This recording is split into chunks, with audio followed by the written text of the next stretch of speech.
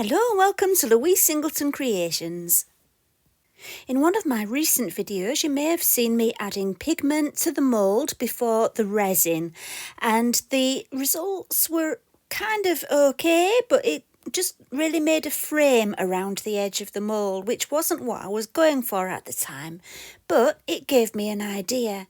How about doing a similar thing with Aqua Cast? I'm happy for it to just make a frame because I want to put images in the middle of my coasters. So that's what I'm trying out this week. I'm using Aqua Cast with pigment added directly to the mould before the Aqua Cast to see what effects I can get. And then on top of that I will be putting some washi tape images. If all of that sounds interesting, stay tuned and enjoy the video.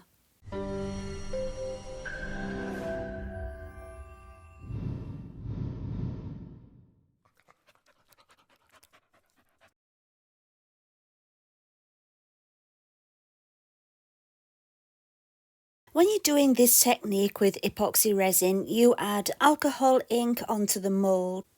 But I'm not using epoxy resin this week, I'm using Aquacast Eco Resin, so I need to use pigments which are compatible with that.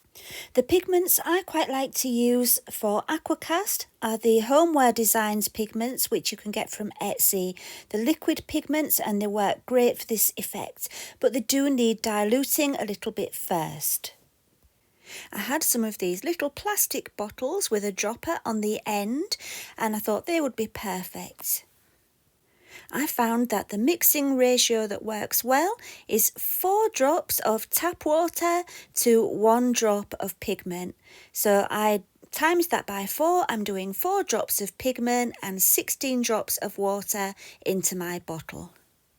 I already had some mixed up because I had a practice before these ones. I did blue, pink and yellow, and this one I'm doing is Princely Purple, and as I said, the pigments are from Homeware Designs.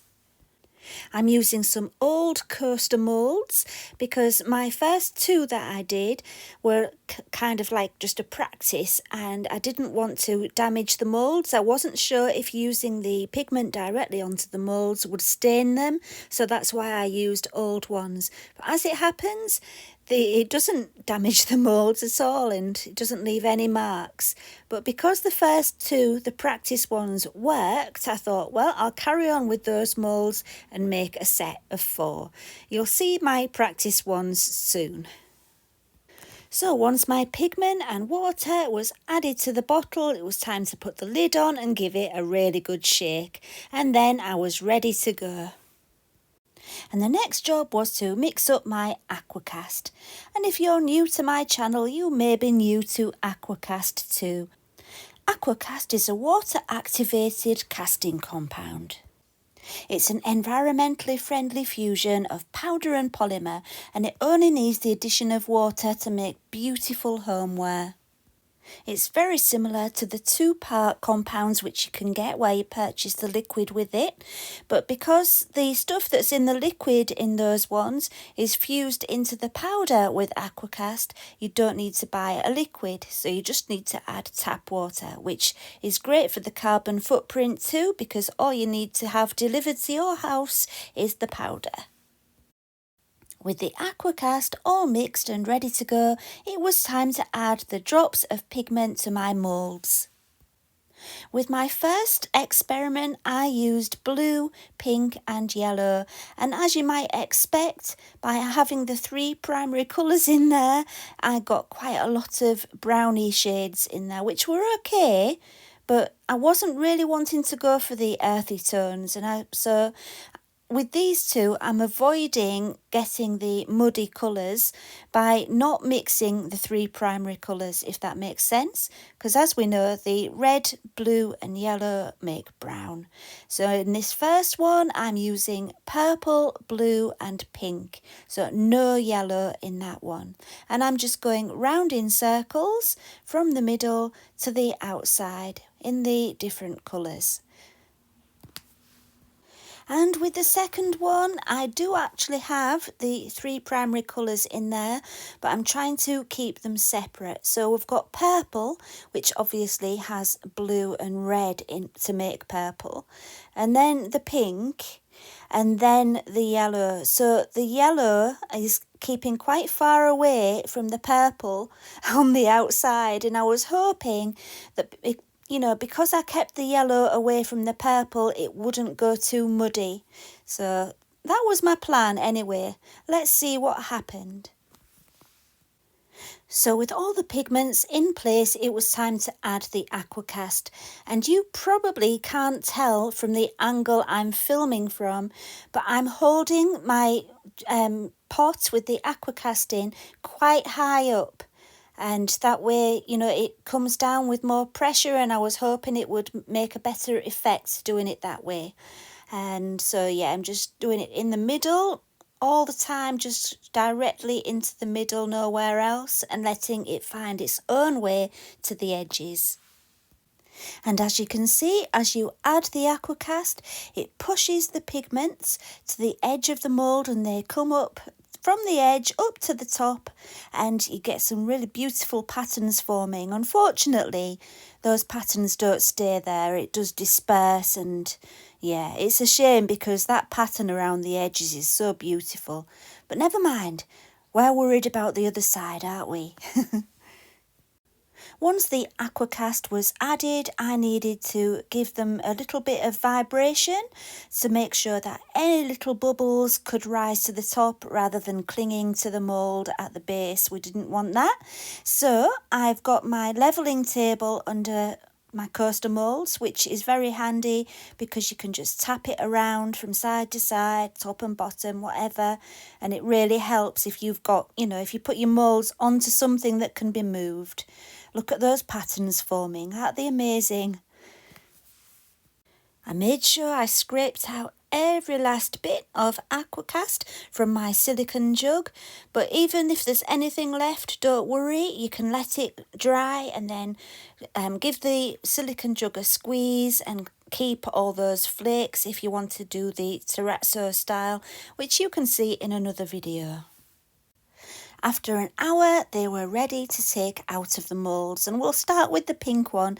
I could kind of tell straight away that the yellow had mixed with the purple and caused some muddiness, as you will be able to also see. But yeah, I started with that one because I always like to save the best till last, and I had a feeling that the other one would be the best. But let's have a look anyway. I was very careful taking it out of the mould because it's got that hole in the handle, and Aquacast isn't fully cured for at least 24 hours. You can take it out of the mould after an hour, but it's not at its full strength, so you do need to be careful. So when I turned it over, I was pleased to see that most of the muddiness was at the back, and I got mostly pink and orange at the front. And what I saw in my mind's eye straight away was the view that you would see if you were in the forest and you were looking up at the sky through the trees, and you get that beautiful effect. And that's what inspired me for the next step, which you will see soon, but it happened even more on this one. So yeah, let's get this one out.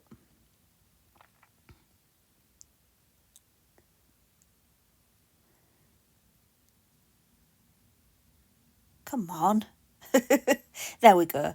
Look, if you can imagine trees in a forest and you're looking up at the sky, you've even got some rays of sunshine coming down, haven't you? I just think that looks so beautiful. I was really happy with that. And at this stage, I could have left them, I think, just as they are. They're absolutely gorgeous. But I'll show you the first two that I experimented with, which weren't quite as effective because I didn't put as much pigment in them. So here we are. With these ones, they're a bit different on the back because I'd tried moving the pigments around on the back. But anyway, let's look at the front. So yeah, there's more white in the middle of these ones because I didn't add as much pigment, but I still like them. But these two particularly were crying out to have something in the middle. And yeah, so look at that one. That one's pretty as well, isn't it? So what I did was I looked through all the different things I had. I had some temporary tattoos, I had some rub-ons, and I had washi tape. And in the end, I went for washi tape, my bird washi tape, because of the tree effect. I thought because it reminded me of being in a forest, I'll use birds. And so that's what I've done here. And I've already cut them all out. So this washi tape is the PET washi tape from the washi tape shop, and I will leave a link and discount code in the video description to these because this is my favourite roll. I think they're just absolutely beautiful. And yeah, so they've got a sticky back. Once you manage to peel the back off, it is a bit tricky to get the back off, but I got there. There's the roll of washi tape, look. You get absolutely loads, and you can just pick the images you want and cut around the edge. There was a lot of cutting involved, but it was worth it. So because I'm sticking something onto these Aquacast coasters, I knew I was going to have to put a layer of resin on the top afterwards. And so I had to make sure that I sealed these first, otherwise the resin would become very bubbly because I hadn't left these for the full curing time, which I should have done. But you know me, I'm impatient. So yeah, I'm just sealing the front side with hydroflow sealer and leaving the back side unsealed so any moisture can still get out onto that kitchen roll that they're on. And yeah, so I'm just sealing one side due to my impatience. And once that sealant was dried, after about half an hour, I was able to put my stickers on. Many of you may know that I tend to prefer to use wax to seal my aquacast, but because I'm putting epoxy resin on, I can't seal it with wax because the epoxy resin just would not stick. So the hydroflow sealer is perfect if you're going to be putting resin on top. So I'm not going to show you the application of all of the stickers, mainly because it took so long just getting the back off of them. If it wasn't for that, it would have been quite a quick process. But anyway, it's just a case of peeling the back off and sticking them on. It's as simple as that. So let's fast forward to the next step. Once all the stickers were on, it was time to add the resin. And I'm using Ultracast resin from Elichem Resins. And this one is perfect for coasters because it's got such a high heat resistance. This one is measured by weight, which I love. I wish all resins could be measured by weight. But sadly, it's not the case, but it does make life so much easier. So I'm just measuring out both parts and then I give it a good stir and it's ready to put on the top of the coasters. So the Ultracast resin is very good for coating because it's such a high viscosity and it stays in position. It doesn't roll about all over the place and drip off the sides. So I was quite confident that it wouldn't go over the edges of my coasters. But just to make sure, I put a bottle under each coaster so that it had something to sit on, just in case of any resin going over the edges. Because if it was on a flat surface and the resin went over the edge, the coaster would be sat in a puddle of resin and that would not be good. So when I'm doing a flood coat on the top, I do make sure I just add a little bit at a time. You don't want to add too much because you increase the risk of it overflowing. So just a little bit and then tease it to the edges, as you can see me doing here. Now, one thing I did find was I didn't actually put quite enough on because when they had cured and I came back to them the next day, some of the resin had kind of shrunk away from the edges and there were a few little gaps around the edges. So that, I think, was because I didn't add enough resin.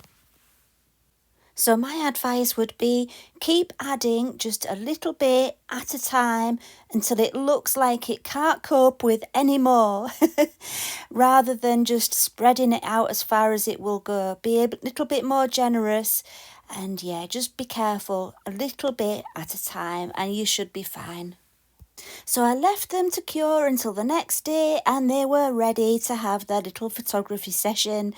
There are a few little bubbles in there, and that's because, again, I didn't leave the aquacast to cure for as long as I should have done, really, but still, I think they look really bright and colourful and very beautiful. What do you think? I really hope you've been inspired by this technique, and if you do have a go yourself, don't forget to tag me on Instagram or Facebook and I will go and have a look at what you've made. Don't forget to check out the product links and discount codes in the video description, and also, most importantly, if you've enjoyed the video, please do give me a thumbs up, it helps me immensely, and subscribe if you would like to, and that's it. I will see you again next time. Thank you for watching and bye for now.